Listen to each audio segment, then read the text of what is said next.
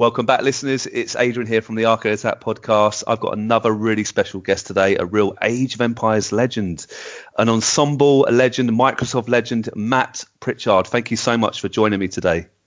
Thank you, Adrian. Glad to be with you. I've spoken to Ed Freeze before in the past. We've had other sort of developers on the game, like text interviews on Arcade Attack, but it's a real honor, Matt. So thank you. Age of Empires was part of my growing up, actually. So I can't wait to talk to you further about that. Well, thank you for having me on. Let's get started. Yeah. So could I start by asking how do you actually get the opportunity to enter the video game industry? And do you remember the first sort of official game you ever worked on? That I do, but I'm also going to give you a little bit of backstory information because it applies to a lot of people in the industry. At my age, which is in my early 50s, there is an entire cohort of people throughout the game industry that got their start in a similar way, and that was in the very late 70s, early 80s with the first 8-bit microcomputers, and a generation that was coming of age that had both the inclination and time. But nobody really knew what the rules were, tinkering on these things like the BBC Micro and Spectrum, the Apple II, the TRS-80, the Atari 800. So I actually got my hands on a TRS-80 in 1978, wrote my first game probably 6 weeks after. I can still remember what it was. Incredibly simple, try to shoot down a UFO, which is represented by a block of pixels. Yeah. My first game that I actually sold was a game, an adventure game written for a graphical adventure written for the Atari 800 in 1982. And like what I myself, many of my coworkers there at Ensemble Studios had gotten their start at the same time on the same sort of systems. And this turned out to be through pervasive at the industries, at other companies where I was at, Gearbox, Valve, and so on. So many of us have a shared background. So I thought your listeners might find it interesting to realize that that early home computer revolution came along at the right time for a lot of people to develop the interest. And in games at that time, starting out before really the industry even knew what it was doing, wild, experimental, and so on, inspired a lot of people to go into it. So I came out of the 80s, having gone to university and off on my own, working mundane programming jobs, but wishing that I was making games. And, I was, prior to making games, I was working a job where I was developing income tax processing software. If you cannot imagine a programming job that has less room for creativity, let me know what it is there to make the leap from there. But I had wanted to make the leap into games, and I actually interviewed with Warren Spector for the Ultima 8 team down at Origin Systems a couple of years before I officially got into the industry. Wow. And this was in the early 90s. And at the time, I was living in Garland, Texas, literally down the road from the offices of Apogee, the people who were publishing the original Doom and all that. And I actually would go, when a new release was out, I would go down to their office and buy it directly from Steve Blackburn, one of the employees there at Apogee. And the people, John Romero, John Carmack from id Software had relocated to be nearby and so on. There was this thing literally kind of happening around me. And I already had, made games when I was a teenager, sold, 20, 30, 40 copies. It was still in my blood. But, here I am, doing travel system reservations software, income tax processing software to process, the back-end loan origination for mortgages, all very businessy sort of things, but the dream was there. And I was on the lookout for opportunities. And in early 1996, there was a message posting on a Usenet forum looking for programming talent for a brand new startup that was still in the embryonic stage. And this was for Ensemble Studios, really sort of before Ensemble Studios was a thing even.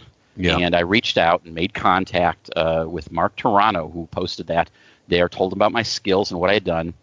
And during this time, by the way, though I was not in the industry, I actually had some contact with it because I was releasing a graphics library for the very popular 256 color graphics at the time, Modex. Had been releasing that as free, and I also was writing articles for a brand new magazine called Game Developer Magazine, which had come out in the winter of 1993-94. And I started writing articles for them, I think, with their second or third issue, and I wound up writing about a dozen articles total over the 90s. So it wasn't like I was already dipping my toes in, writing about it, getting out there and keeping my eye out.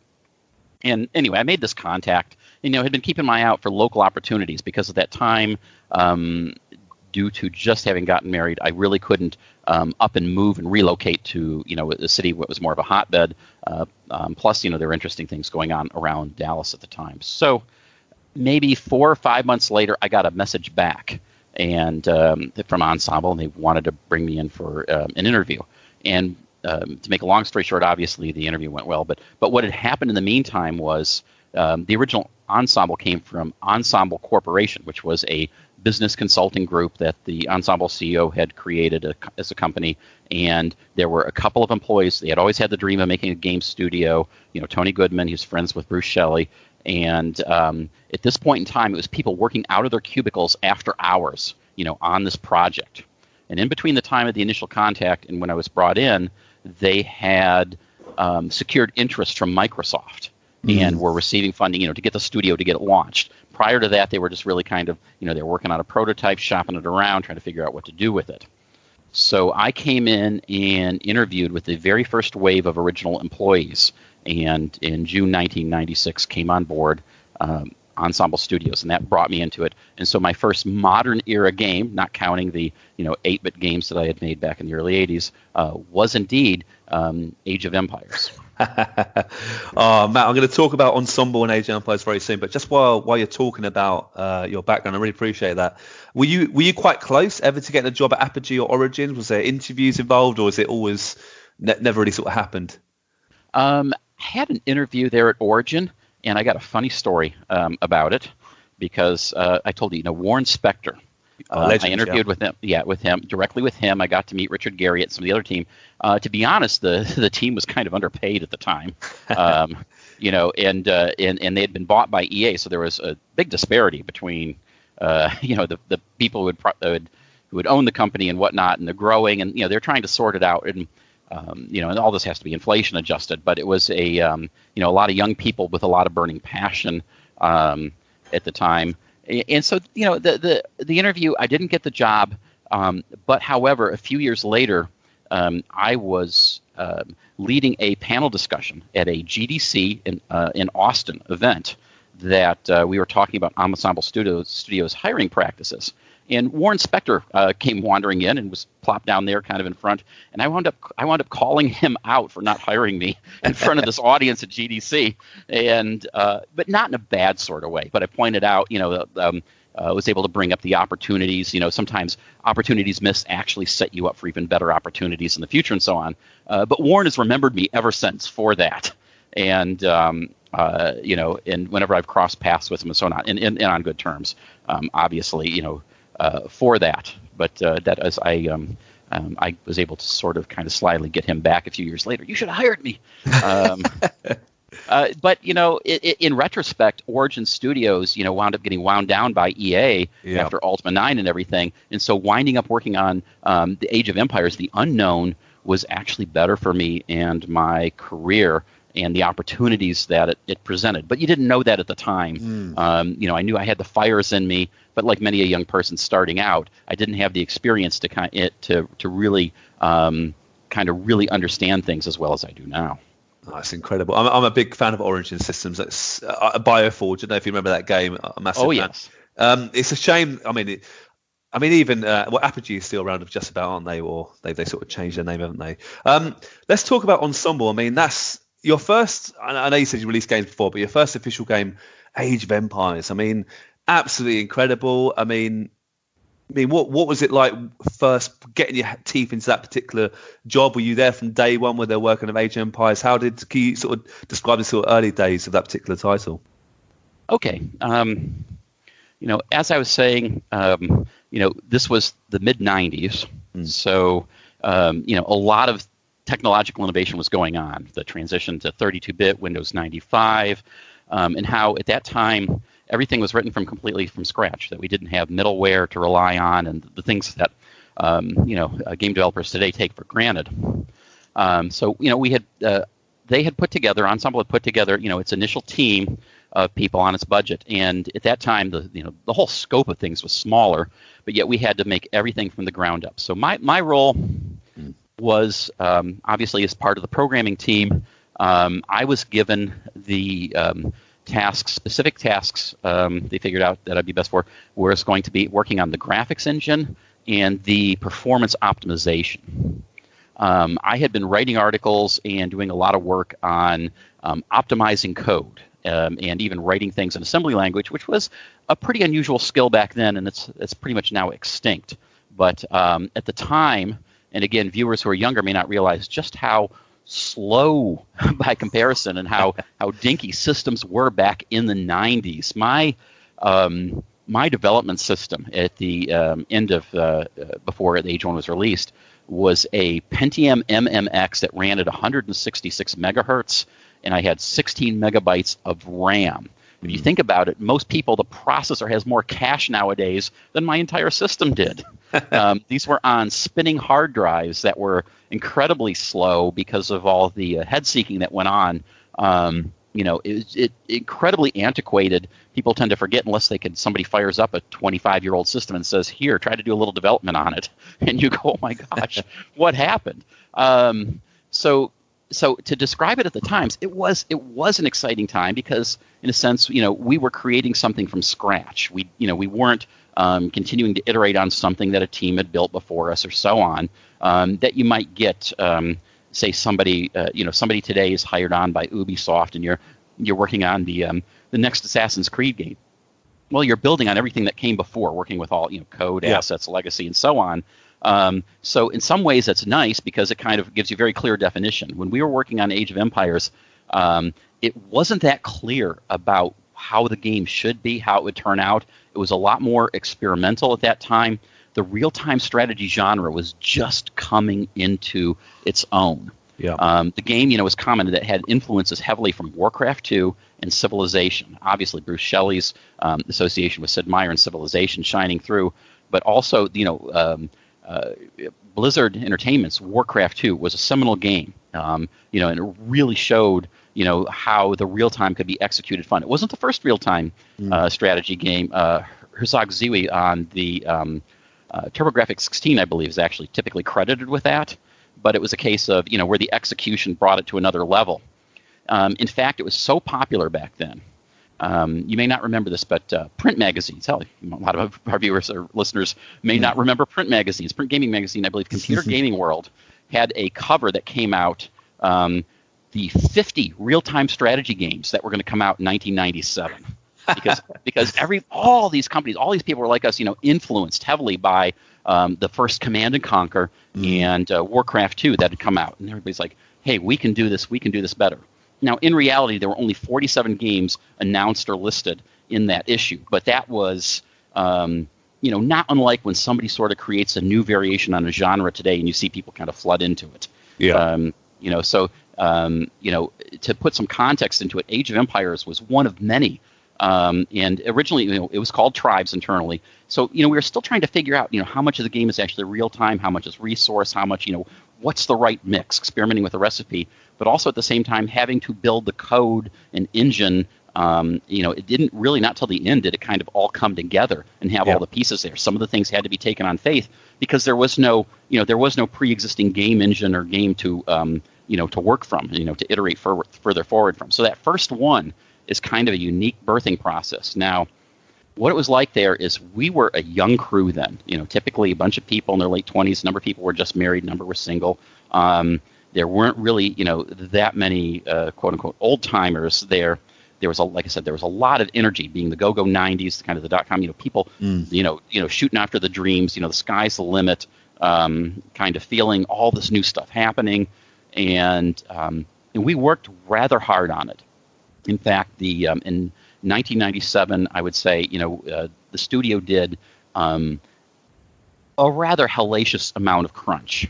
Really? For various reasons. Yes, for the last 6 months or so, it was very, very difficult. Now, it would be made up for and never crunch like that again. But we got to remember, at that point in time, Ensemble was an unknown. It hadn't made a single penny. There was nothing established out that. You're out there fighting, and remember, there's 46 other games announced, and people were passionate about it. But there was also legitimate production deadlines working with Microsoft. I should back up and say, originally, we thought the game was going to be done in 1 year and ship in Christmas '96, not Christmas '97. Yep. We made some headway on it, but there was still a whole lot to go. We had something, 9-10 months before that looked like Age of Empires more or less, but as soon as you started playing all that, you realized it was actually quite a far way away to go. Microsoft took a look at it and originally said, you know what, yeah, this is turning into more than we thought, but we like what we see. We see something there that we believe in. And the people we were working with at Microsoft in the gaming division and whatnot, there was a belief in there that, like, this needs to be cooked longer. It's going to make a better product. And, and I got to say, this is one of the times when everybody there gave their all. And it truly did. Everybody's on the teams, their interests were aligned at making the best product.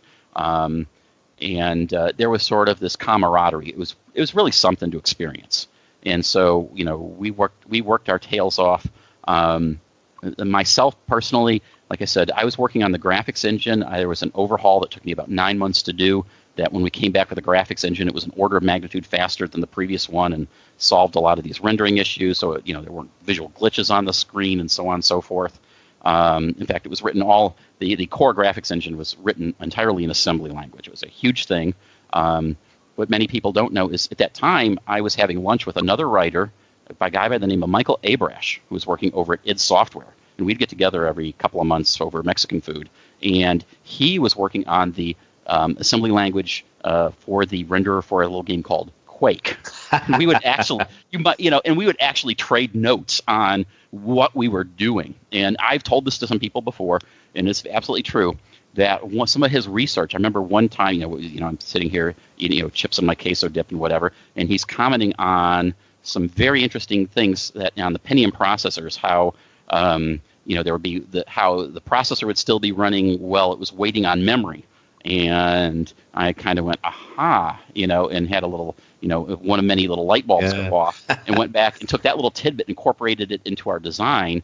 And one of the things I'm very proud of was when we finally shipped Age of Empires, it ran really, really well on low-end hardware, probably better than any sort of other comparable game. Most games at the time, Warcraft 2, StarCraft, Total Annihilation, Dark Reign, a lot of these others, were all running at a resolution of 640 by 480. And we support multiple resolutions up to 1024 by 768, and our default was 800 by 600 out of the box. Anybody now looking at their 4K screen is going, oh, that's like postage stamp. But it was a big deal back then to move that many pixels, and it was interesting at the time, that we had to actually invest effort into it. I wound up optimizing other systems like our line of sight system, which I would later write about for the Game Programming Jim's series of books. Things, various systems where we were spending a lot of time so that the game would actually have enough time to not only put graphics on the screen, but to run a decent amount of AI and control so that we could have, a very lively world with a lot of things going on in it. And I touched a whole number of systems in there. But, the graphics were probably the biggest thing that I was responsible for, a lot of subsystems. And also our art tools. I created all the file formats, the proprietary file formats used for the images and the package files and other things in the game. And so some of my time was spent creating graphical tools for the artists who were actually started out using DOS batch files, where typing on a command line. And artists are not all that very visual, so they were needing things to see how's it actually going to look. And and if I'm giving you a picture here, it's of a studio building the initial building blocks, starting from nothing, building up the infrastructure. And it wasn't just me; it was everybody else. I have to say, this was truly a team effort. Everybody was giving their all for this. That was, again, as I said, it was a really kind of a special time and a special camaraderie. Where everybody was in the same boat together, and they were determined that they're going to make this. Now, to answer another one of your questions, as we got near the end, we started to see things come together, and it really did increase this feel as we were coming in the last 2 months that hey, we're really onto something here. this is going to be good. I want to, we want to see what other people think of this. We want to see, I'd love to have a hidden camera over there, at Blizzard when they roll this up. And there's actually a story out on the web when we showed off Age of Empires at I believe was it CS that year at the trade show. You can find out about it if you look for Blizzard talking about with StarCraft. They had their quote-unquote Age of Empires moments. When they saw our visuals and graphics, StarCraft was originally slated to come out about the same time Age of Empires 1 was. But the StarCraft guys took a look at it and said, we got to up our game. They publicly acknowledged this. You can find it on the web here. It was reposted not that long ago. They went back and said, okay, we're going to change the look of our game, and they're reacting to the competition from when they see it. So I take great pleasure in that because it actually helped that it wound up being about 6 months between the release of Age 1 and StarCraft. So gamers, you didn't really have to choose. You could get Age 1, 6 months later you could get StarCraft. I think that helped the audience reception for that. And another thing that was very different back then was we became good friends. A lot of us at Ensemble became friends with people at Blizzard, and later on, we were actually on each other's betas. We were sending a copy of beta CDs over to people at Blizzard to try out. As we're working on Age 2, we were getting Warcraft 3 beta CDs back over. It was a very different game. Corporate environment now would not allow that. But this was the wild 90s. We were all younger, smaller companies, much more independent. And we didn't see each other as like a life or death competition. I mean, you saw your good buddy do something. Now you're like, okay, now I'm going to top that. And it was an exciting time. And I think that kind of the willingness to actually put each other on betas and stuff was just part of that attitude of the time. It was pretty rocking. The .com crash hadn't happened yet, and so it kind of soured the industry. But I hope that listeners here are kind of understanding, getting a little bit of a feel for it was a little bit different era. If you remember it back then, it was. And if you weren't around back then, realizing that, that the vibe and the dynamics do evolve over time. That's amazing. No, that's amazing. Blizzard, Westwood Studios as well, incredible competition, but it sounds like there's a mutual respect. Fair play. Oh, absolutely. Absolutely. And there was a willingness even among various people to share information. We didn't really have, the internet was really a new thing about the time that this was getting started. And we didn't have everything kind of published online instantly like we did. So professionally, many of us, again, like how I, was having lunch, with somebody from id Software, there was a willingness to share. Hey, we're doing cool things. You didn't see it as a threat. There wasn't a trade secret. Or anything like that you had to worry about because it always came down to execution. Multiple games can be successful in just about any genre if they're well executed. Yeah. A few other things, but that the quality of the product, always has a tendency to win out. I've got to ask actually really quickly, out of those 46 RTS games that you saw that were planned out for the year, was there any you were particularly worried about, like if all these could be proper competition? Because there's a big number there, isn't there? Outside of StarCraft, not really. Oh, fair enough. One thing, that I can think of the big ones of that era. There's the Warcraft 2 was already out, obviously. Yep. StarCraft, Age of Empires. Then there was Dark Reign and Total Annihilation, for example. If you looked at the settings and the dynamics, everybody was sort of carving out their unique niche. We didn't feel like anybody else was trying to directly compete with us, like go for the audience that was also interested in more of like a civilization experience, a historical experience. There were a lot more that were like in the fantasy experience, or especially in the sci-fi. Like downtown, there was John Romero's Ion Storm, and they had a one. It was called something Storm over Gift 3. I forget which, but it was kind of more of a CNC style one. But they were all sufficiently different enough that we felt like that nobody's going to basically put a clone out. And if you think about it today, like let's say you come up with something that's a smash hit, a Flappy Bird or a 2048, which is originally 3s or whatever. How many clones come out literally almost instantaneously? It's a joke almost, isn't it? Yeah. Yeah, and so you get drowned out. But like that, we did not worry about it in that respect. That we thought, we were creating a game that had a great feel, what we now consider a core game loop, interesting decisions to make, and a good sort of rock paper scissors on the balance and whatnot. Something that had some replayability. and we felt like a lot of things were coming together, and it was really the quality of all of the original team, from the art, the design, the audio, the programming. Were really all producing, I think, exceptional results relative to the competition and the time for what could be done. Like there were a couple of areas we got dinged for on the game a little bit, which we certainly came back in the next game, with a vengeance to rectify. But most people look at the original game and you can't say, well, there's this one big weakness in it, that kind of really knocked it down. Is everything was pretty good to great about it. And so it was a very, was able to be a strong contender in the marketplace. And I attribute that to, again, the entire team and what they brought forward.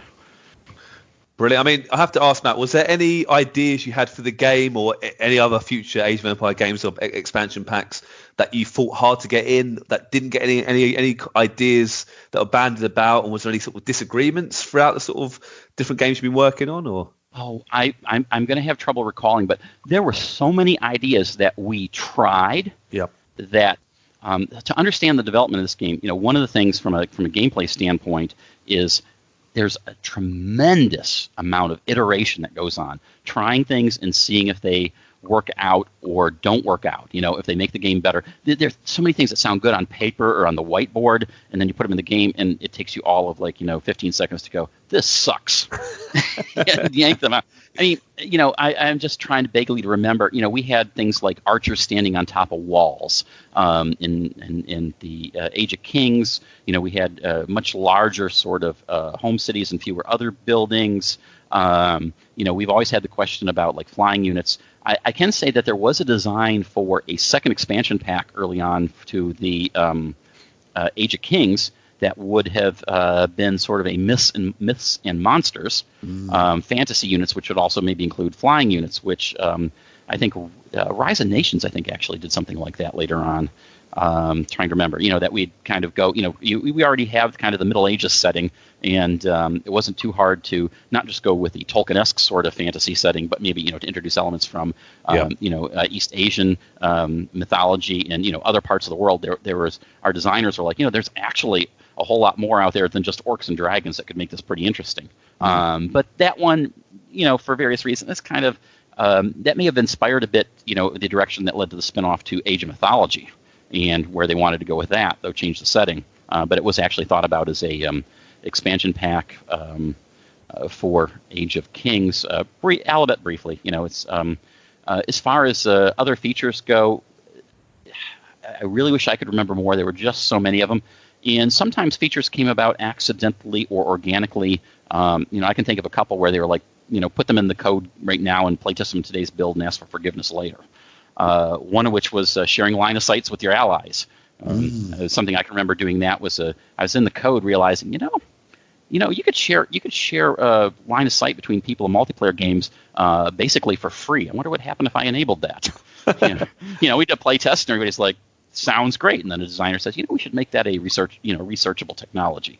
And in many people actually had ideas like that. We had one of the programmers, Tim Dean, was sort of the master at game balance and understanding the ramifications. There were so many times that we had to say, okay, and now in today's build, we've made these changes. And Tim would immediately sort of weigh in like, that's not going to work. And we'd be like, oh, come on, Tim, we just got to try it. And then Tim would immediately take whatever loophole he saw and wipe the board of everybody else with it to drive his point home that, you just broke all the balance. And, it got to the point with his reputation that if he said it's not going to work, kind of like, okay, we believe you, and accept that. But but many people, as the company would grow, we'd have more people that had a really great eye for that kind of stuff. But iteration, we tried so many things. A lot of them would be more mundane, adjusting hit points, adjusting bonuses, and things so that so that it was actually worthwhile to go down research paths, or that the thing when you have such a variety of units in a game, you don't want there to be the one true path. Just create this unit and spam it, and then the game's over. You don't that search for balance, and as soon as you change in one thing, it has an impact, a ripple impact on everything else. And and it would especially show in the later games where there'd be mechanics of like movement and can you put things inside of this thing. And there are small, and again, other small details that like some people know. Like in the original Age of Empires game, if you upgrade your catapults all the way, they will flatten forests. And so you could build, if you had the tech that enabled you to build it all the way up, you could actually suddenly, cut a road right through a forest in, a matter of 15 seconds. That's good. Well, yeah, brilliant. That's really interesting stuff there. Age of Empires 2 is often regarded as probably arguably the best in the series. I mean, would you agree with that, Matt? Would you think Age of Empires 2 is sort of pinnacle in your view?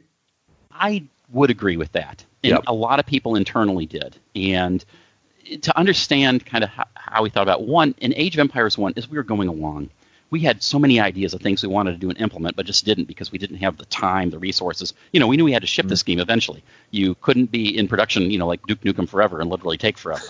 You had to ship. And at some point you have to call, draw a line down and rein in your scope. So the team had finished Age of Empires 1. It received very, very well. Yeah. And we were growing, and there was the success. So the studio would have more, could hire more people, had more resources, and the game exceeded all expectations Microsoft had. So we had enthusiastic support from our publisher and developer, and so we want to go bigger, and they're like, great, let us know. And at that time, it was just an interesting year because it was just so cooperative to work with them, and because we didn't change engines. And we weren't having to rebuild a lot of that. Remember I was talking about middleware and the technology? Yeah. Because we were able to build upon what we did before, we were really able to go after improving, polishing, upgrading, and we put a lot of engineering effort as well as content design effort. Bigger worlds, bigger graphics, improved pathfinding. We totally overhauled the pathfinding and the AI, for example, to the areas that were considered of the weaker than the rest of on Age 1, for example. And with taking advantage of the timeline and the music and having the voiceovers and the things and just all the different aspects of the game, going at it to build upon it. And there was an enthusiasm, a feedback loop in the studio. People hadn't burned out on it. They're really like, I really want to do this. I want to do this even better. I want to show the world. And and then also there was timing for what the game was and when it came out. So internally, and I attribute this quote to Harder Ryan, who was a CEO there at Ensemble, was that Age 1 was a good game, but Age 2 was a great game. And we won a whole bunch of Game of the Year awards and whatnot. And just and it was, again, partly, like I said, the right game at the right time with the right technology for what people had there and the right topic matter, for broad appeal and the history, and it's just like so many things came together. But in reality, it was, 4 years of work to get there. Yeah. And building upon everything we learned, and especially also having a game released. Your first game, you only have a limited number of people who can, to beta test it and so on. But once you actually get it out there, you get a feedback and perspective on what you did, that you just can't do. Oftentimes when you're developing it, you're a little too close to the tree to see the forest, or kind of thing. You've been with it for so long that maybe some things don't get you. And then, like the designers, we thought we were good at playing the game, Age 1 when it released. But very quickly we discovered there are people out there that just blew us away. I myself, I was probably the third best player of Age 1 when it was released, and I got out playing online multiplayer, literally. And within, I'd say, 3 or 4 days, I was a below average player. I mean, it just, I was good at beating my coworkers, but people were seeing things and using strategies and evolving and, just rapidly, and being able to incorporate that into our development, it helps because not only do you want to create a great game technically, you want to create a great game in terms of the decisions you make, the the balance of it, what it offers you, the options it offers. And I think that's one of the things that led to, the fact that for years people were coming up with new and different strategies and continuing to evolve it, and that's the mark of, a whole lot of refinement going into it to that it could be so flexible. People lose interest if a game, gets distilled down to like, and this is how you optimally beat it, and there's no way to improve from that. And then people are kind of like, okay, well, I'm done with it. I've seen all it has to offer me. No, well, it must be a really good thing to see. Obviously, people trying to listen to new things that you weren't expecting. I mean, Age of Empires 2, people still play it today. They still play all the Age of Empires, let's be honest. But it sort of attracts the amateur players, the casual players, the real highly competitive. I mean, it's absolutely incredible. How do you have to almost pinch yourself that the game you made a good number of years ago is still played so much today? I'm humbled by it. And to be honest, it was the being humbled by it that got me involved with trying to resurrect the series digitally. And, because I don't know if you know, but there is a post out there on the Age of Empires Heavens forum that I was the person responsible for getting Microsoft interested in what eventually became Age of Empires HD Edition. Yes. And re-releasing it. That's fairly well known among insiders in the community. That while I was, after moving out to the West Coast, that for more than a couple of years I was knocking on doors at Microsoft to see if there was any interest in doing a digital re-release. And at that time they're kind of like, well, that's an old 2D game. I don't really know, whatever. But eventually that happened. But one of the things I'll tell you that got me that sort of pushed me over the edge was constantly bumping into people who had that reaction, that love of the game. I had moved out here and gone to work at Valve Software, which is a great company, obviously great games and all that. But one of the things that surprised me was several people at Valve were huge Age of Empires fans. Yeah. And I'm like, but you just did Half-Life and Portal and Team Fortress and all these others, and why are you being a fanboy on me for, kind of like, it was really humbling to realize, how far and wide spread the love and appreciation for Age was. And, and that was one of the things that really helped convince me that, that there's still a fire for that. And then, discovering that, if anything, it never really died out and there was actually a community growing stronger. Prior to the time of HD being released, I did not realize that independently people were playing it competitively multiplayer. There were still people working on even catching the game, and that there were tournaments that even had prizes exceeding $10,000. These were happening, and they weren't officially sponsored by Microsoft or anything, but they were happening out there. And that is not a dying scene. That is a thriving community. And it kind of blew me away to realize that so much was out there. But it helped convince me that hey, there's still something to this. And, these games are worthy of being brought forward into the digital age. No, brilliant. I mean, you spoke, well, I guess, did you leave Microsoft? Matt, I think you told me earlier that you worked on Age of Empires 3 for a little bit, then you sort of left Microsoft. Is that right? I left Ensemble in 2004. Yeah. And, for various reasons, a number of the original team did. To put it kind of bluntly, once the company was purchased by Microsoft, part of the environment and the culture changed as we were absorbed. We were a studio of 50 people, and now we were part of a 150,000 person company. Yeah. And some of the directions, and also there was some burnout that was going on. People had been working on RTS games for 8+ years, and just a whole number of things. Again, oftentimes, why does a band break up and something like that after a run? There are various, a myriad of reasons. But for myself, it was time to move. It was time to move on. Also, actually, I'll own this. During that time period, the mid 2000s, I went through an extremely difficult time in my personal life. Didn't help me one bit, and and there was definitely a need to move on and for some change. But despite all of that, obviously, there's no escaping the love of my life in Age of Empires series games. So yeah. But even the studio itself, a lot of people were interested in doing other things. It was kind of unfortunate because the way Microsoft had their studio system at the time, they sort of had a studio for each genre.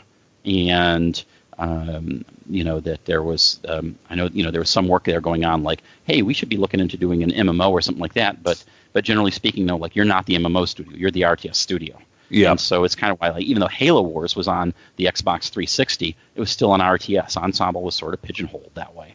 And, there were people inside that said, yeah, I did an RTS game, but I've always wanted to do an RPG. Or, I really love to do an action shooter. Or, from a professional point, you've done years in the trenches. I want to do something different now. And that's okay and normal. So there was, I think, some people moved on just to pursue specific dreams of doing other things, and others moved on for various other reasons. So, it's just one of those things that happens. But, No. It would be interesting. I meet people who still go like, why didn't Ensemble Studios stay in business? And I said, well, 25 years of producing RTS games would probably burn out most people. Yeah, definitely. I mean, that's incredible. But you still kept fighting the fight to get Age of Empires HD made. So credit where it's due, Matt. I mean, you, good on you, definitely. Again, I have to credit the fans of the game. Yeah. I mean, I kind of thought, like most people do, games from 10 plus years ago kind of tend to fade away. And when I was realizing that, you kind of knew, we had a great game, we had a hit, but how many hit songs actually become a staple on radio, more than a decade later kind of thing? It's very unusual, the response I was getting, like I said, and that helped motivate me. And I had a love of the first two games, the 2D games. Obviously, I wrote the graphics engine for those and, a bunch of other things, but, I was more connected to the first two games just from having been involved just so deeply on those. And so that kind of converged in saying, why isn't there a digital version? Although the truth is, and that's what posted, we actually had made a version that did not require a CD. There was a special OEM build of Age of Empires 2 that came pre-installed on Dell computers for a little while, or certain Dell computers. And I knew that we had a CD version that was perfect for doing digitally, and that was part of the original pitch, saying like, why don't you offer up the back catalog? And another thing people probably, if you haven't been paying attention, back then, this was the late 2000s, remasters weren't all the rage like they are now. Right now, we're like, oh, this was really notable game. How come there isn't a remaster yet today? So again, remembering, change over time. Back then, it really wasn't on anybody's radar. And especially also the transition to 3D. People hadn't think, do you really want to play an old 2D game? Well, the answer was a lot of people were like, oh, heck yes. Oh, yeah, 100%. I mean, I bought it recently on Steam again. It's brilliant, I have to say. It's still so popular. Matt, I've got to tell you, I've got to ask you, actually, because I've noticed the first reason I got in contact with you is I saw your posts on a Facebook group. Got to give it credit. It's called the Age of Empires Wallow Wallow posting. It's pretty clear over the years you've built up a huge treasure trove of Age of Empire goodies, merchandise, limited edition games. How can you just, before we talk about the Facebook and sort of the auction you got involved in, how did you come across all these amazing items, and did you just collect them randomly, or what happened? Well, actually, a lot of them came from working on the games. So what would happen is when we would ship the games, most everybody would come around and we'd get like 5 boxed copies. You have to remember, back in the day, a boxed copy was the only way you could get the game. And I'll put a little quirk out here on this, or a little comment of something that happened. When Age of Empires 1 released, it sold better than expectations, and it was up in the charts, the NPD charts at the time. And then right before Christmas, there was a big drop-off. What happened was they ran out of stock. Oh, no. And you had to physically produce CDs in a factory, print the manuals, put them in a box, and ship them, unlike today's digital distribution. So there was a lag time for them to go, holy crap, we sold out, and to get more on the shelves. And there was, that doesn't happen today with everything being digital. Yeah. With that, but the employees would get digital copies, and in addition to that, again, Tony Goodman, the CEO of Ensemble, had a culture where, and this was much more common then, we had a lot of swag internally. We were always making new T-shirts for everybody on the team, or new clothing items, and there would be awards. Like I have a plaque for selling 1 million copies of Age that was kind of done with Microsoft. It's like suitable for framing. It's up on the wall. I'm looking at it right now. Yeah. And we'd get some of these, things in Lucite or whatever. There were actually a number of awards. I didn't really put pictures up, but in the process of working on it, a lot of trinkets of our success in the product stuff were actually, sent to the studio, because we wanted to actually get our hands on the physical end result, because we didn't make it there. It got shipped off to our publisher, who shipped it off to a manufacturer. And so that's how a lot of that stuff came. And a lot of the stuff I posted was a lot of the clothing. I never threw it away unless it wore out. And I wound up with literally crates full of ensemble items, plus things that were hard to come by. Like I have, for the original Age of Empires game, I've got like 7 different language releases of it.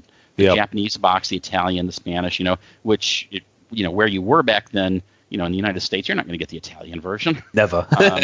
And so on. So a lot of that stuff came about that way. And it was actually a lot more common than to have swag, physical items made. Some things we would create to go to trade shows. One of the things Ensemble, again, and I go credit all the way back up to its management chain, did was that they would take the entire team to the big conferences like GDC and the CES, the Consumer Electronics Show. They were like, everybody got to go to at least 2 conferences a year. And so one of the things we do is we would all, have matching shirts. So you were there at CES, and I keep seeing these people in Ensemble Studios shirts running around here. They're everywhere. That's because there's 50 of us all wearing our company swag and so on. And that certainly was part of it. And then with the success of it, Microsoft made a number of things too. Like I think that appeared in the Facebook group. One of them was I had baseball caps.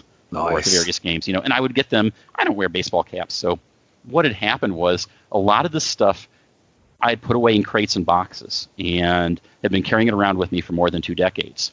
And lately I've been going on a trend called, if you know the term, Swedish death cleaning, which is a getting rid of all the stuff you don't really keep anymore. It goes in. There's other things right now, the Marie Kondo, get rid of the declutter, get rid of the stuff that does not bring you joy. But I realize I have too many of these things. There are a number of things I'm keeping that are memories.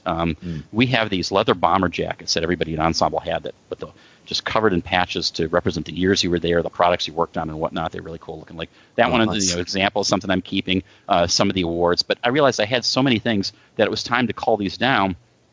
And I was on the Wolo posting group for a while.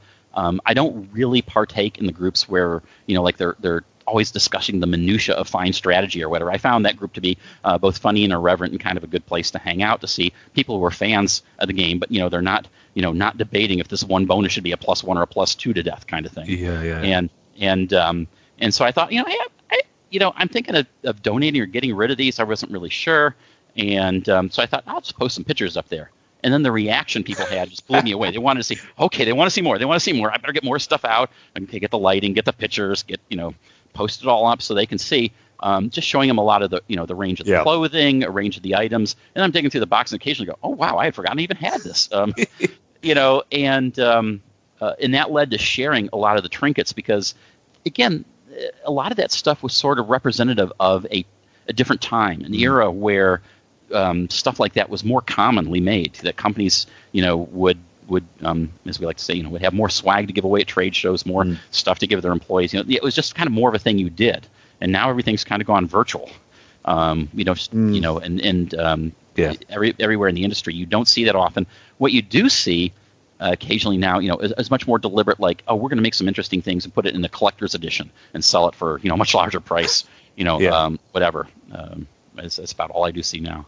Yeah. But that got me started with the group and showing that in the interest. And I don't know if this is your next question or not, but that led to an idea of mine to sell off some of the things to make you aware to people in the group and raise the money for charitable donations. That good on you. Yeah. That we usually, my wife and I, have been making for a number of years. It kind of goes back to the whole Stormy Dog cheat and everything else. But and I was blown away by the community. So I think you have some more questions about specifics that came up from that. So I'll let you, I'll let you guide the conversation here. Well, one of the things that I didn't know existed, I don't know if they came to the UK, was the sort of toy range and the toy trebuchet. And that was there a whole toy range announced and released for the lovely armies? No, okay. So let me give you the story about this. So to clarify what you're referring, there was an item I posted which was a unassembled plastic toy trebuchet that could actually fling these little plastic balls. Yep. It was maybe as 6 inches, I don't know, 20 centimeters or so, however tall it is, and it's still new in the bag, and it had you could see the packaging. It was the Age of Empires and whatnot.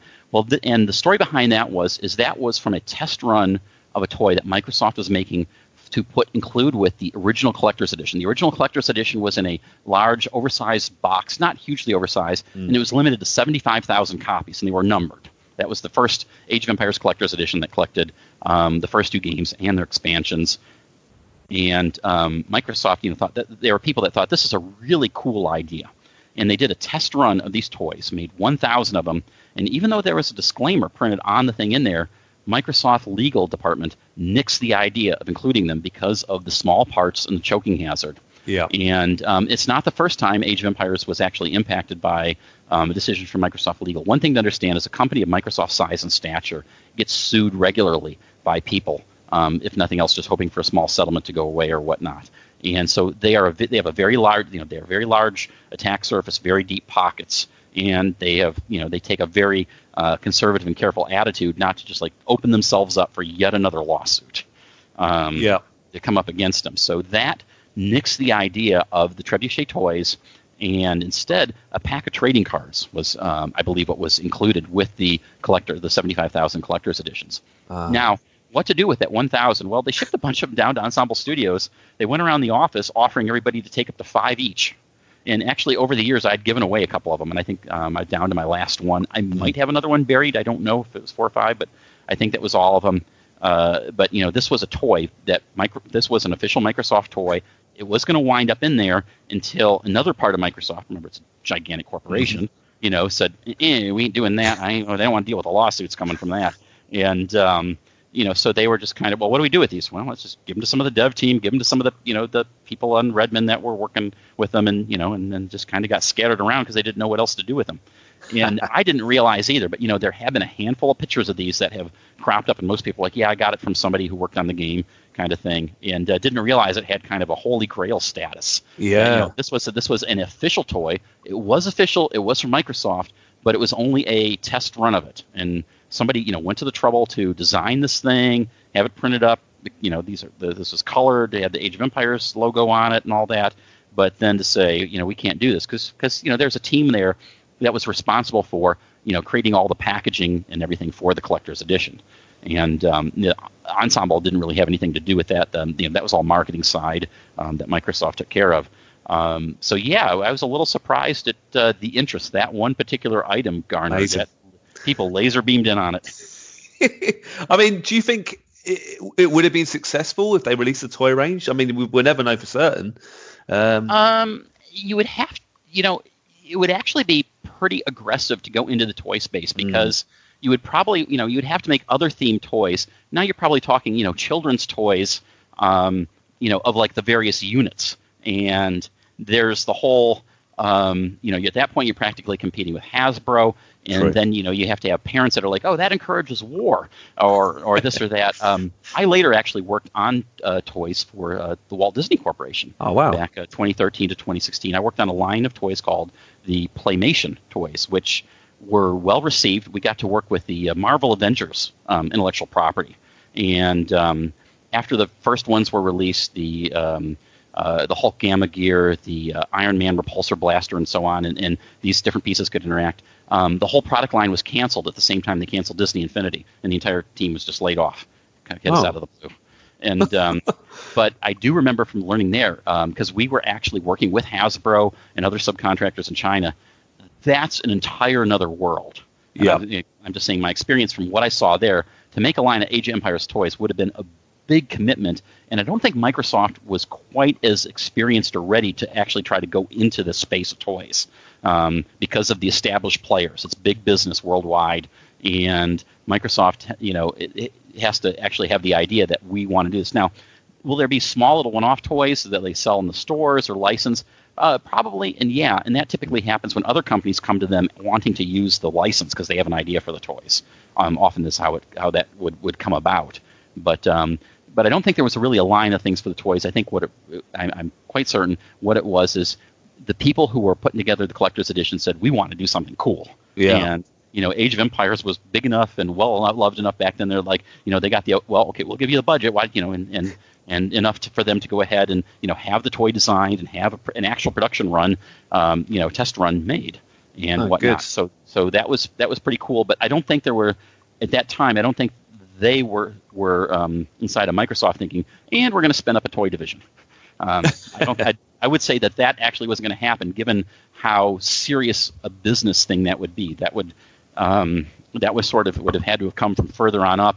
And Microsoft wants to stick to what they think they do well. the areas that they feel that they belong in, and I don't think they would have gone there. So no, fair enough.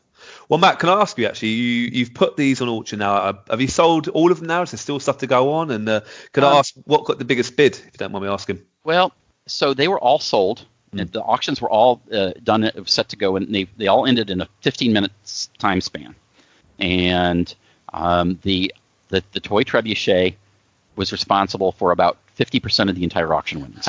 Wow! It sold for over $600. Amazing. And in total, we raised, after eBay's fees, we raised $1,220, which was donated to various no-kill animal shelters and rescue organizations. This year, it was the Perfect Pals in the Greater Seattle area, cat rescue organization, and the Romanian dog rescue organization, Howl of a Dog, this year.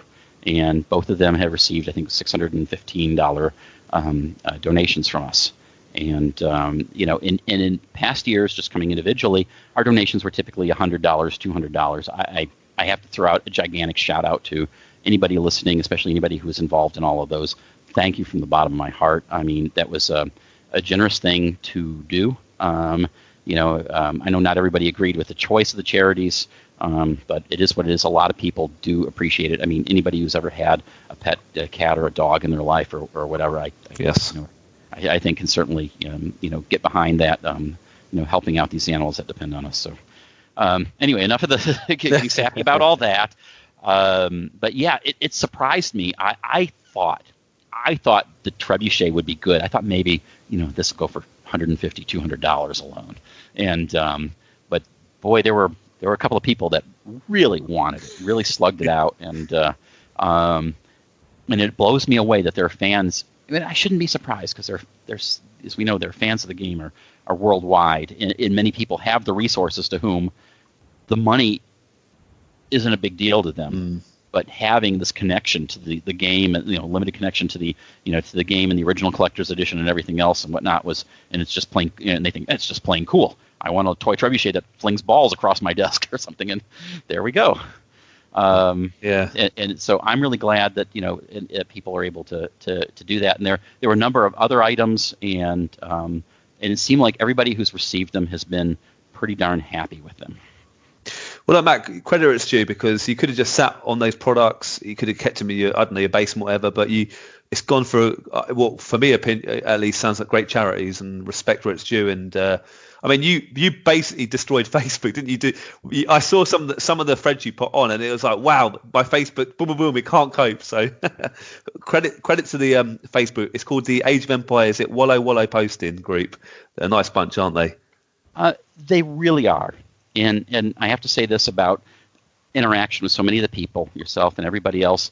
To this day, I'm still humbled when I meet fans of it, because, and as I tell everybody, it's because of people and their fandom and everything that I, and other people at Ensemble Studios and Forgotten Empires and even Hidden Path, that whatnot, everywhere that's been involved with the series, they've gotten to do what they've gotten to do. It's been because of the fans, the players, that have gone out and purchased the game and supported the game and given the feedback and made it stand out in what's now, there's so many games out there today, and there's so many good games even, to have something that has that kind of cachet and standout like Age of Empires it's truly remarkable. And I remind myself to try to be very humble about it, that yes, we worked hard, yes, we created our own luck, but there is a portion of luck, and there needs to be a portion of grace.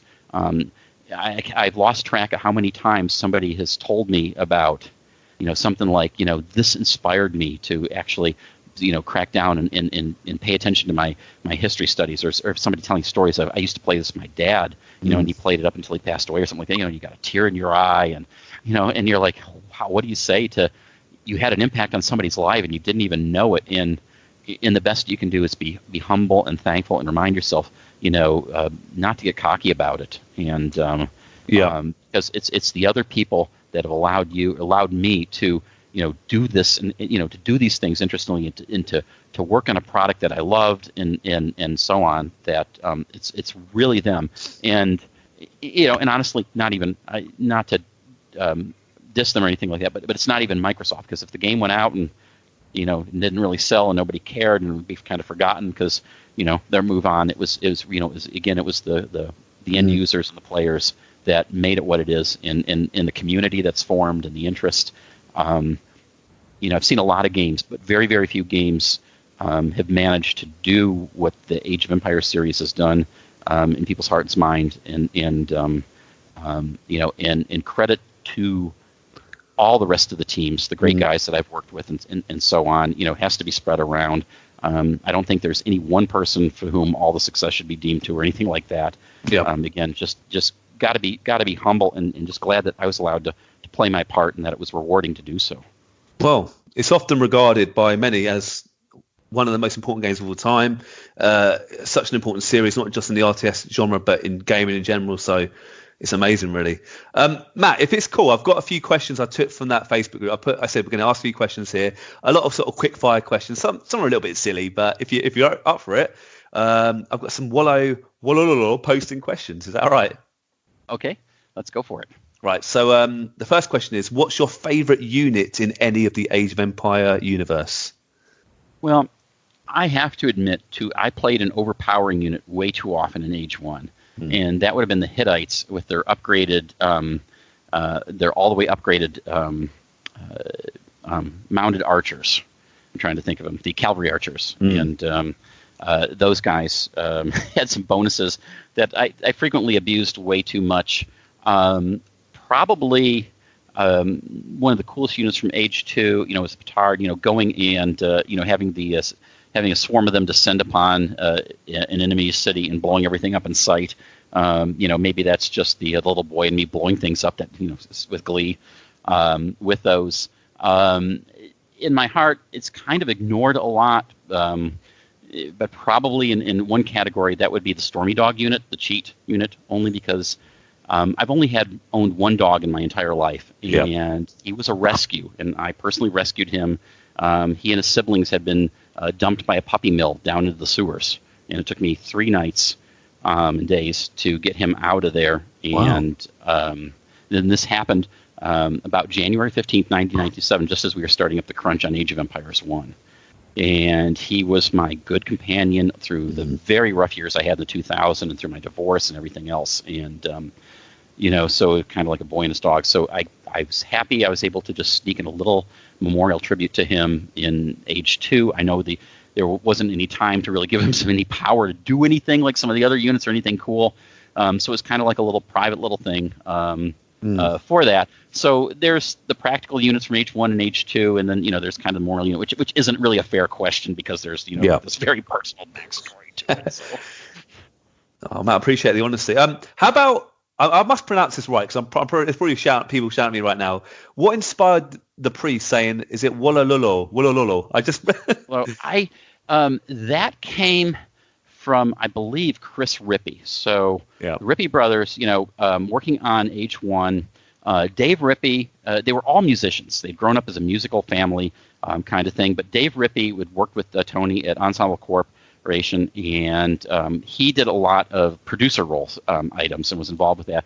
Although also they all played instruments at the release party too, at the band. But Chris Rippey handled most of the sound effect, the voice.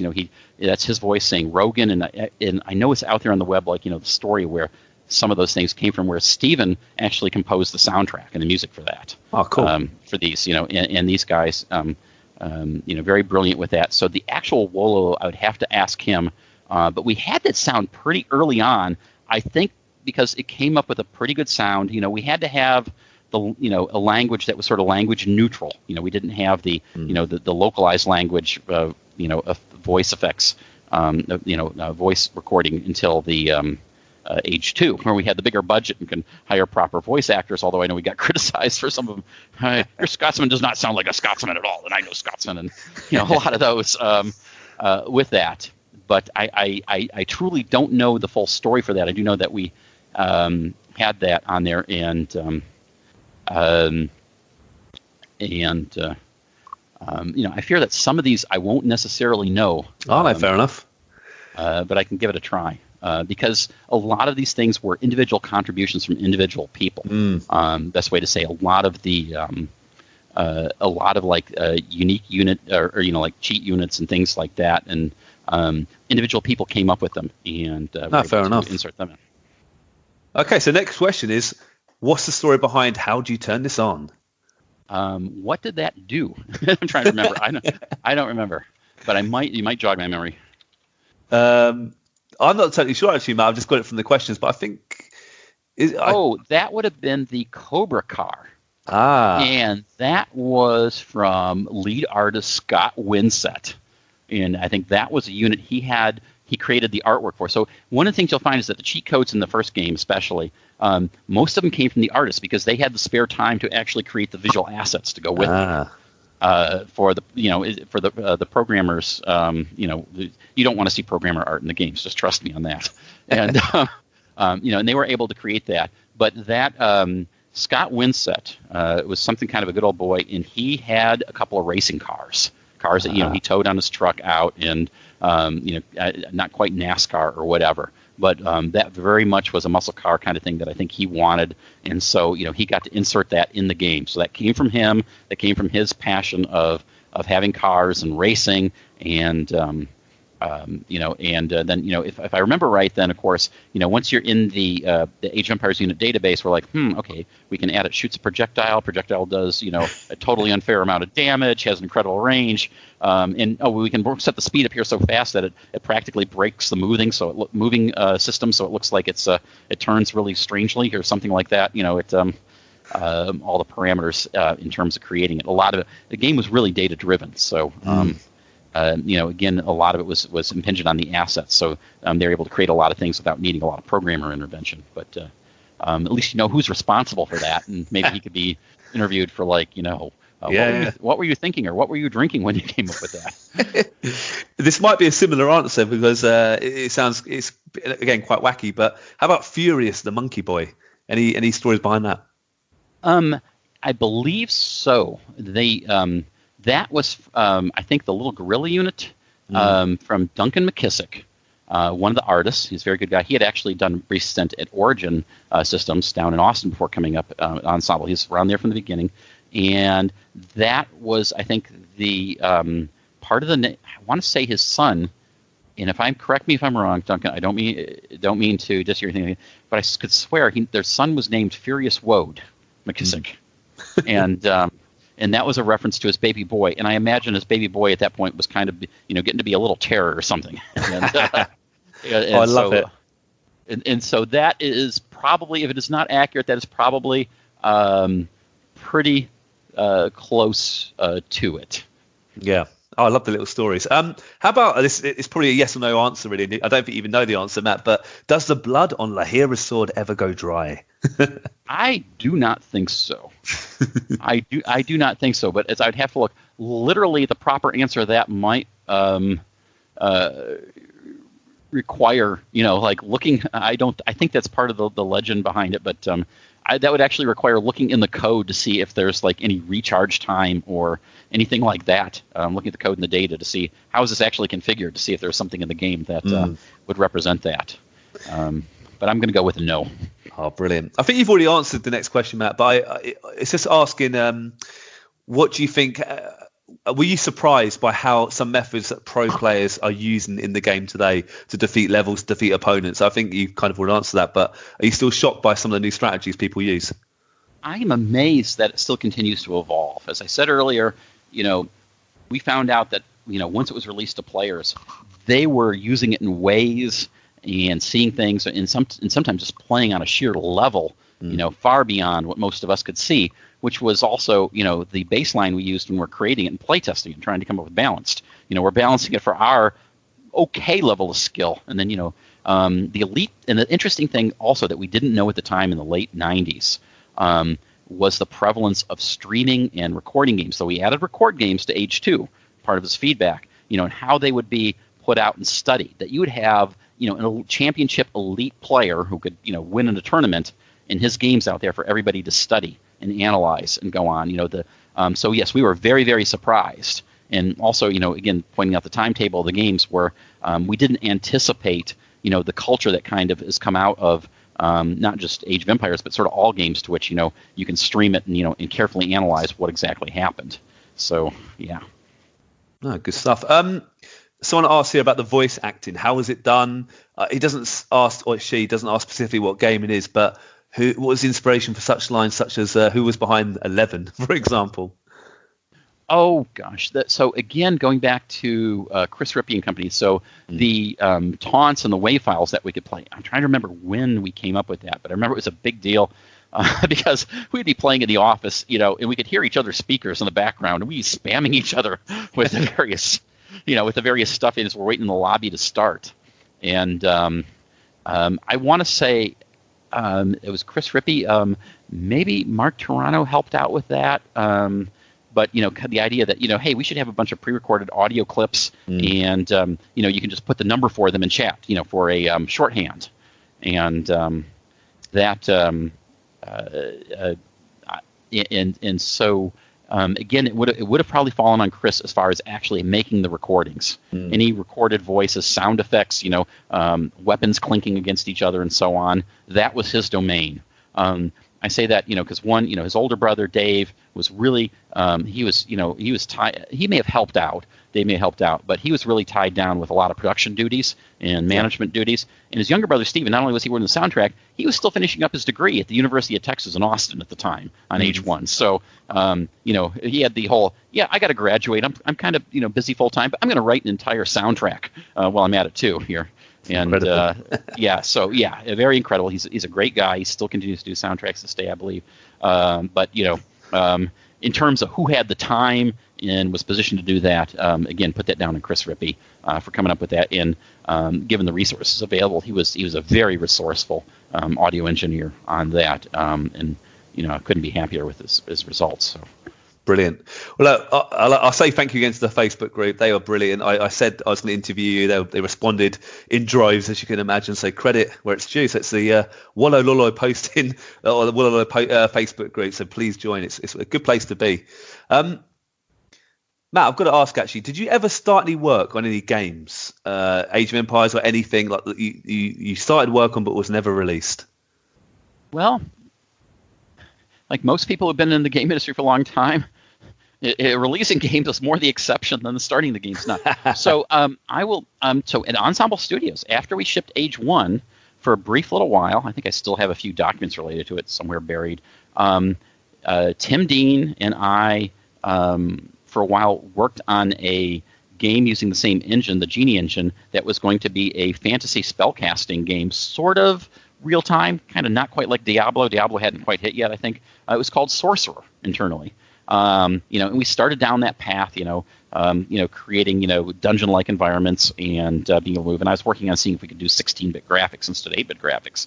But that didn't go very far, and we were back on Age 1 expansion pack and Age 2. But that had always been, I told you there was a second team after Microsoft had acquired the studio, working on Xbox games, and we did all sorts of simple little prototypes. We had I remember a game involving pirates, sailing their ships to islands and looking for loot on little deserted islands and stuff. We were, briefly looking at build a Mars base game. We were so many things were started down ideas. We're looking to see, trying to explore where some creativity might, meet some designs that we thought were solid and that we could pursue for Greenlight. And that was just an ensemble. It pretty much every company I've been at, there have been some. In fact, there's actually a bit of a thing that has to do with the definitive editions. I worked on the Age of Kings HD edition that came out, and I had to leave the company at the end. A bit of a long story there, but moved on from Hidden Path, and they're great guys over at Hidden Path. When it was released, which unfortunately, the game then went on over to Skybox, so I had to stay there. But I got hooked up with the guys, the Forgotten Empires guys, early on. This was 2013, 2014-ish. And we actually were working on our own retro RTS when Microsoft came calling. in 2016 saying, hey, we got this idea of remastering the first game and doing Age of Empires 1 Definitive Edition. Yeah. And so actually some of the graphics technology and whatnot that we had been developing ourselves, we are choosing some we were working on some very particular things because we wanted a certain sort of feel to do a modern game, but to have a retro feel to it. But if you actually have played the original Age 1 in all of its 256 color glory, you realize it's a little bit lacking 25 years later. So we actually took some of the technical visual advancements and some of the other things, and they were seen in Age 1 Definitive Edition, Age 2 Definitive Edition. Again, the graphics engines are my design, although I know some other people have since moved on from all that. Age 2 Definitive Editions being the engineering is no longer done by Forgotten Empires, and I know they've done something. But if you look at the visual design Age 1 and Age 2, and the glorious looking buildings and everything else, again, I'm responsible for that. That came out of the genesis of that was stuff that Forgotten Empires, because we had actually back up. We had actually contacted Microsoft and say, hey, you have any interest in redoing Age 1? And they're like, nope. And we're like, well, you know what? Why don't we work on our own and maybe shop it around? And we were starting to make some progress, some decent progress on that.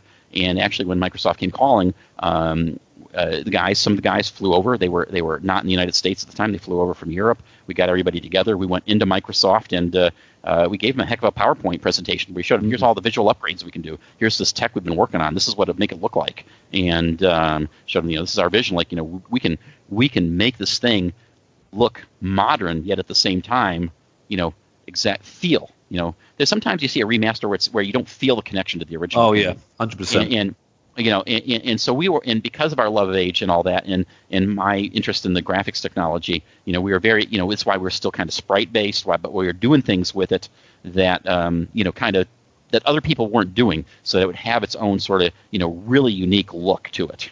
And I think, Age 1 Definitive Edition, it is a little weaker than what's been come to expect in some ways because it never was, a modern era RTS. It really is it's the original code base still underneath it, but you got to admit that, boy, if you saw those visuals in 1997, you'd probably faint. They're just, but it's still that game. It has 1 foot firmly in the past, but 1 foot very firmly in the present, and we're kind of proud of that. Oh, nice one. No, Matt. But anyway, sorry about that. But I was saying, we were working on an RTS game.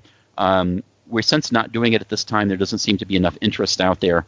If some publisher's listening to this and feels like you have a hole in your RTS lineup, contact the Forgotten Empires and we'll talk to you. Yeah, of course. I mean, I love the RTS genre. I think it needs there is still games out there, but I think there's still room for more. Personally, definitely. Speaking of future RTS games, Age of Empires 4 has been announced. It's going to be released. I can't remember exactly when. You may know better than me, Matt. But what are your views on this? And are you involved in this project at all, or what are your opinions about it? No. In all of Forgotten Empires was not involved. It's kind of funny, but unfortunately, the way things tend to work, especially with Microsoft, is they're really sort of secretive. We knew about Age of Empires 4 at Forgotten Empires because of the leaks about it before. Microsoft, who we're working with, is willing to tell us that before they felt they could even admit that it existed. And we're like, we know you were working on Age 4. We're hearing all, the rumor mill's going, no. And, and they just couldn't do that because they're a big company. It's the way they operate with all that. But no, we don't. Relic's doing that. And I believe it's Relic, right? Is doing Age of Empires 4. I believe so, yeah. Yeah, and it's their own thing. The thing to realize is, like again, for Forgotten Empires and whatnot, we don't own the Age of Empires IP. That's Microsoft's baby. So Microsoft, a very big company, has to think about what they're doing with it, and they have to think about it in context of their future plans for Windows, their future plans for Xbox, their future plan for their game division, and so on. That's one of the things that led to the decision that Age of Empires 1 Definitive Edition was originally released as a UWP on the Microsoft Store only for a while. It took the guys on the team there a while to sort of convince them we need to release this on Steam also too. Mm-hmm. But it's a way of saying that, hey, it's a really big company. They own it. They've got plans for it and visions of people working on it and all that. And those of us who were originally involved with it, or those of us involved with the remasters, really didn't have any part of that. We know that there's 4 going on. What I've seen so far, I'm kind of holding judgment on it. I mean, there's definitely, I'll put it this way, the Relic guys have a lot of pressure on them. when you're coming into a franchise Yep. in all of its players and all of its expectations. I saw some beautiful stuff in there. I saw some stuff that was different. It's one of those, I think I need to wait and see and actually, play the game or a demo or something Yep. like that before I can really assess, because it's possible to make an RTS game that is looked in a medieval setting or the settings they have, but it not feel like an Age of Empires game. What is this nebulous feels like an Age of Empires game out of all the games that are, RTS games that are out there.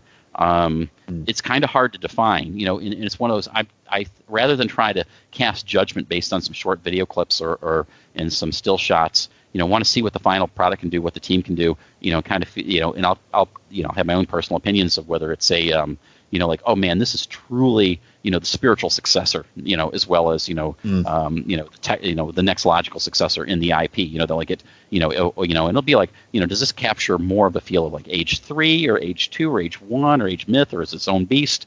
You got to kind of find out when you play it. I mean, and again, that's kind of from the point of a player that finesses with opinion.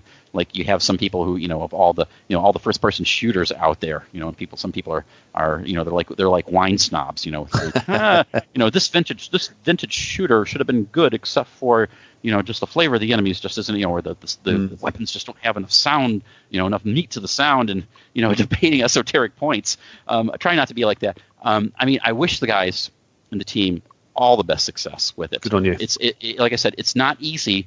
It helps and it hurts to work within an existing intellectual property. Yeah. And it creates some challenges. So, but I got to think that there's a lot of inspired, dedicated people there, and got to be some people there that really do get it. And this, I said much earlier, it comes down to execution. I want to see the final product. One thing I've learned not to do is to pass judgments on a beta or an alpha. Yeah. Prematurely, and because that's really unfair to the team and everybody involved with it. Love it. Matt, look, we've just a couple of last minute questions. Really appreciate the time. I mean, we've had on Arcade Attack Ed Freeze, Bruce Shelley. We've had Dave Pottinger on a text interview. I mean, we spoke to some real legends, and you've worked with huge people. You've made a huge impact in the gaming industry. How do you reflect back on that particular team, that time of your life, and I mean, how do you reflect back on your career? Well, I'll be honest. I was fortunate. I was in the right place at the right time, and I brought the right skills to the table. To Age of Empires 1, and Age of Empires 2, to be honest, I got to be a big part of it. I'll give you an example by comparison. I got to work at Valve for a few years. It was a really great time there, and I got to work on some of their titles. But my contributions to their titles is just a tiny fraction of a % of the overall thing. With Age of Empires 1 and 2 especially, I got to create a substantial part of the foundation of it. And that is something that most people don't get to do. Remember the whole thing about the whole no middleware and all of that? And, yep. I can point to, a double-digit percentage of the code and whatnot that I created. I can point to whole systems that were my design, file formats, and things like that. And, so I felt, all of us there were at a time, sort of a magical place in time, a gathering, sort of the early era of the modern Windows gaming. And, we're able to make outsized contributions to the final product relative to what most people get to do nowadays for what is, a AAA title. And, the size of AAA titles were smaller. We didn't have to worry about, achievements and cloud saves and, some of the stuff you expect to be standard today, too. So the scope was a little more restrained in, too. And so I look back at that fortune. I also think that there was some kind of magic to the team formation. At that time, this was sort of before getting into the game industry was as popular as it was. So, and we went through a number of people. Not everybody that applied at Ensemble got hired. And again, remember I commented about the giving a panel discussion on our hiring practices. But the people that we brought on board were all very passionate, capable, and they were all we had to kind of invent a lot of it as we went on. I got to write about techniques that I came up with and see them, published. And I've actually seen them later on. I've seen academic paper come out and find my name referred to in it, as a source material guy who did this and that, and flattering. Although we were just trying to, do what we had to do then. So I both fortunate, but at the same time, I got to acknowledge, I'd had that passion going back, as I talked about, to the late 70s and the 80s. I always had that passion burning. I got to work with other people who had that passion burning. So it was a combination of both the effort, really good effort put forth, the people, but also, the kind of the holistically, the whole thing. It wasn't just that we had great technical people or great artists, also, the management of the studio did a fantastic job of aligning everybody's interest on the product. You come into some big companies, you have to worry about corporate politics, for example. There we didn't really have that. We were small, lean, and very hyper-focused on what we were creating. And that's a hard experience to reproduce. And also, because we were at that dawn of the RTS genre, that 50 games coming out next year kind of thing, the rules weren't really even figured out. We actually got to write some of the rules for the RTS genre. You'll remember I made the comment about dropping into the game the feature of sharing line of sight between people in multiplayer. That was actually ours. Was the first game that did that. I'm still really annoyed at the writer for one of the gaming magazines that said Blizzard did that first. He did not like Age, but it's kind of a we got in the process of creating something, we didn't realize we were kind of creating some of the standards for the genres. In many ways, from the design, unit interaction, things and so on. So being at that early time, it'd be like, I'll give you a great example. A fellow I worked with who came on board at the end of H1, our network programmer on H2, a guy by the name of Paul Bettner. People might know him. He went on and created a company called New Toy, and they had a little iPhone app most people haven't heard of called Words with Friends. That's huge. Yes, but he got started there. He had the vision for that back in 2008.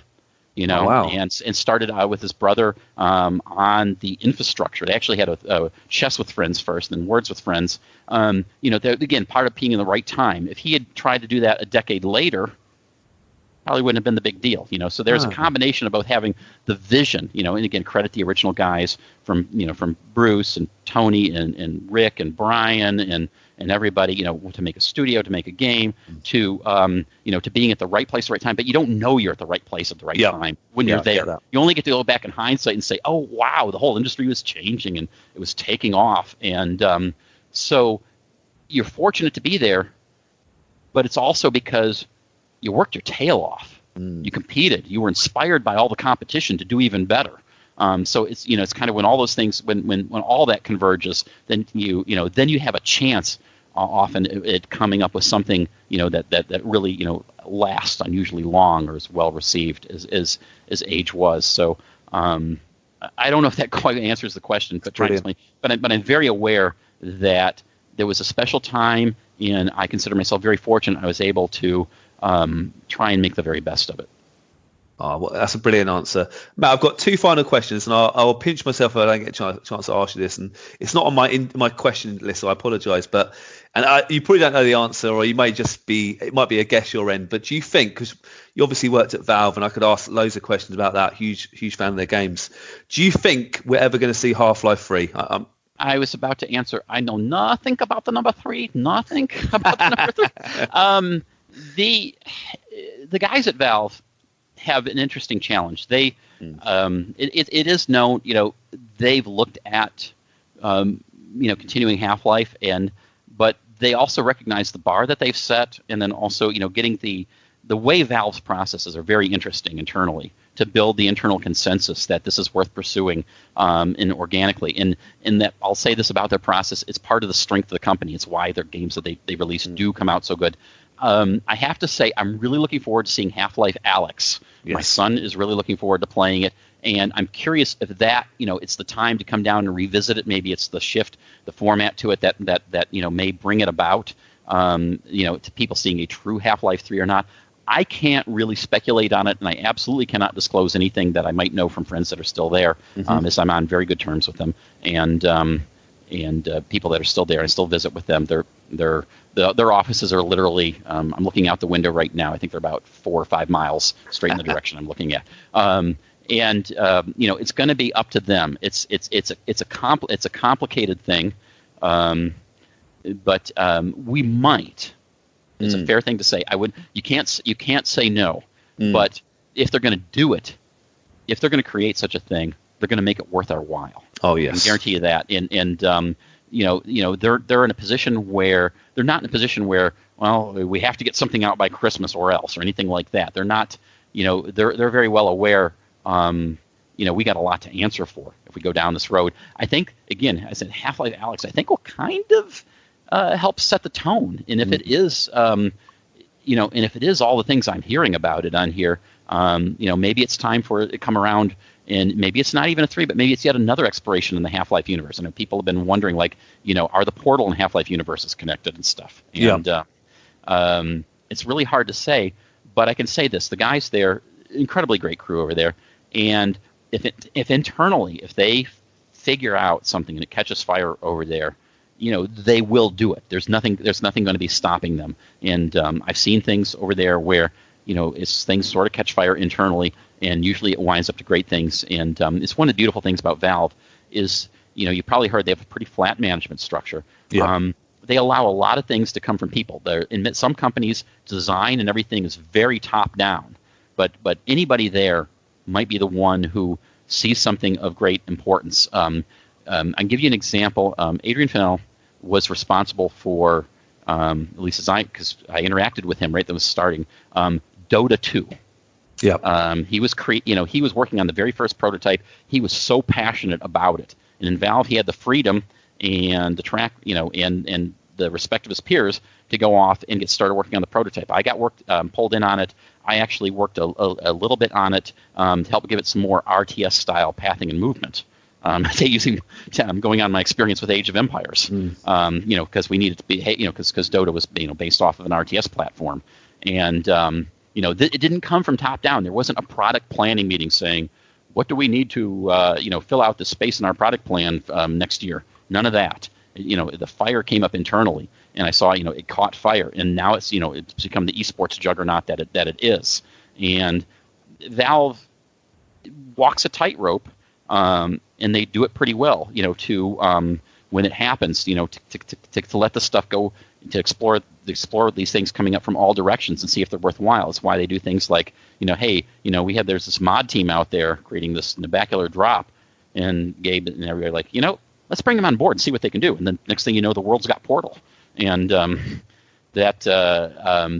I know I'm rambling a little bit, but I'm hopeful, having seen from the inside how they work.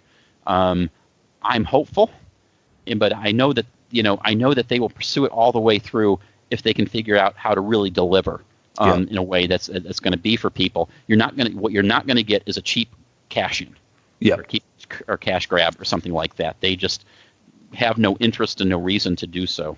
Sorry for the long-winded answer about that. No, I really appreciate it. And I'm a huge Half-Life fan, and I love getting the insight as well. I know this has been a very Age of Empire heavy interview, but obviously Valve, another huge company you work for. I mean, it's pretty crazy, isn't it, Matt? Fair play to you. It's pretty crazy. I have to say it was that and Ensemble have been my two greatest employer experiences. I learned a ton while I was at Valve.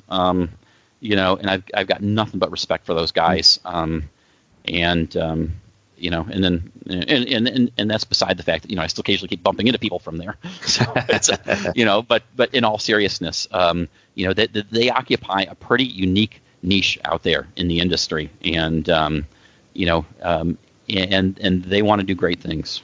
So because look at how they have brought how they have furthered pushing VR out into mainstream gaming, just through the hardware and everything else. So got to give them credit.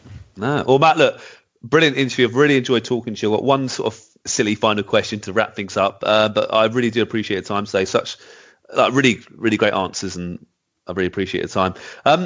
If you could share a few drinks of any video game character, who would you choose and why?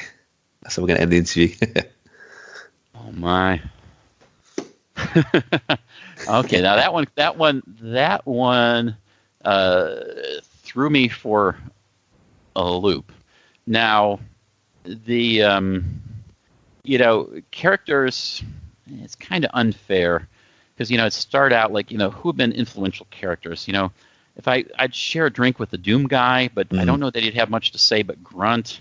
I'd share a drink with the Vault Dweller from Fallout, but I'm not sure what their character stats would be. How I don't want them to get alcohol addiction or poisoning with that. On kind of a more fanciful sort of thing. So what would the characters have to tell me? Would Mario or Sonic have great stories to to tell me? I can actually I'll put it sort of this way: is that as I played games and I played various games over the years, you wind up wondering about the stories in sometimes in unexpected ways. I'm going to share with you. So a game I played just recently in the last week, Far Lone Sales. Right. And it was a very different sort of experience. And there's a character in there. I don't know the character's name. I don't even know if it's a young boy or a young girl because their head is covered and things like that. And it's like kind of like gosh, it's rather than the character. I'd like to sit down with the designer and say, where did you come up with this? I've had a chance to meet and talk with various designers over the years and ask them about how they got inspired from early on, like getting a chance to talk with Richard Garriott, about the creation of the Ultima series, or people like Warren Spector, or I talk about my love of the Fallout games. I actually tried to get a Fallout designer, Chris Avallone, to interview at Ensemble Studios back in the early 2000s. And still occasionally bump into him today. And I guess it would be sort of like any of the people. We're in an amazing time for game content in new games out there, and occasionally you find gems. And I'm referring to Fire Lone Sales here most recently, and I'm like, wow, how did this game come about? Like it was more of an experience than a game, but yet it was still like I'm still amazed after all these years. People are coming up with very, very creative things, sometimes totally unexpected. And there's so many people I'd love to ask. The guy responsible for a Kerbal Space Program, which another game my son absolutely loves and has invested way too many hours. And I'm like, and my son and I have, we got a pact. Next time we can figure out when there's going to be a Falcon Heavy launch, we're going to go to Florida, hopefully, to watch it and stuff like that. And part of that, I think, it's Kerbal Space Program. And they're like, I would want to ask the original designer, like, what gave you the inspiration? Yeah. So question. Maybe not so much the characters, but I find myself, the characters in the universe we kind of know about, but the people who made them came up with some of these experiences. I have to admit, I'm as much a fanboy as anybody else of so many things, and I'd love to hear how things came about, and so on, because I consider myself kind of a hack, really. And I know it's the imposter syndrome thing going on. I look at other people and I'm like, how did you get inspired to this, or how did you get inspired to that? And I have been fortunate that I've gotten to meet a lot of my heroes over the years. I've gotten to hang out with John Romero and John Carmack before, and things like from early on, and people who've been responsible for influential games, and so here and there from being inside the industry. And not because I'm anybody special, but just because I'm so old and I've been around enough that I keep bumping into people. So I guess that's the best kind of answer that I can do. And then the other thing is, as you get older, you can't quite drink as much as you used to when you were a young lad. So a couple of chilled beers, yeah. Look, Matt, you're a real legend in my eyes, very humble, and I really appreciate your answers today. So thank you so much for your time. Well, thank you for having me on. And again, I'm just humbled that anybody's still interested in this after all these years. I think I can add one little tidbit that I don't think, and I think this was from questions we discussed before. I don't think anybody on the team originally expected it to turn into what it was, or that it would even be the sales success that it was. And I can share a little story on the way out the finish this up. In that we were originally hoping to sell. We needed to sell, I think, 300 to 330,000 copies of Age of Empires 1 to break even. When I told you in the last couple of months, we knew we were onto something kind of special. And I remember we were out to lunch with a couple of people from Microsoft. Stuart Mulder from Microsoft was down with us. Tim Zanacek was also down. and we were all out to lunch talking about our hopes for that. And Stuart said, I'm going out on a limb here, and he predicted we were going to sell 535,000 copies. Now, he was off by about a factor of 10. It is a way of saying, even our best guesses with people at Microsoft and, with access to marketing data and marketing plans, we didn't know this was going to blow up this big. Yeah. And so to some extent, how can you not be just kind of, like I said, humbled, grateful, fortunate, to have been part of something that turned out to be so special. That's a brilliant way to finish the interview, Matt. I mean, you involved one of the most important games of all time, and well, I think those numbers talk for themselves. So thank you so much.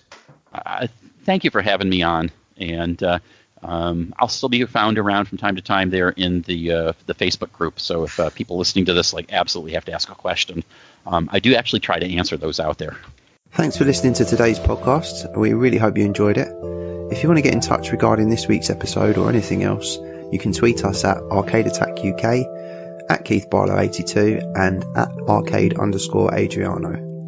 We're also on Facebook at facebook.com/Arcade Attack UK.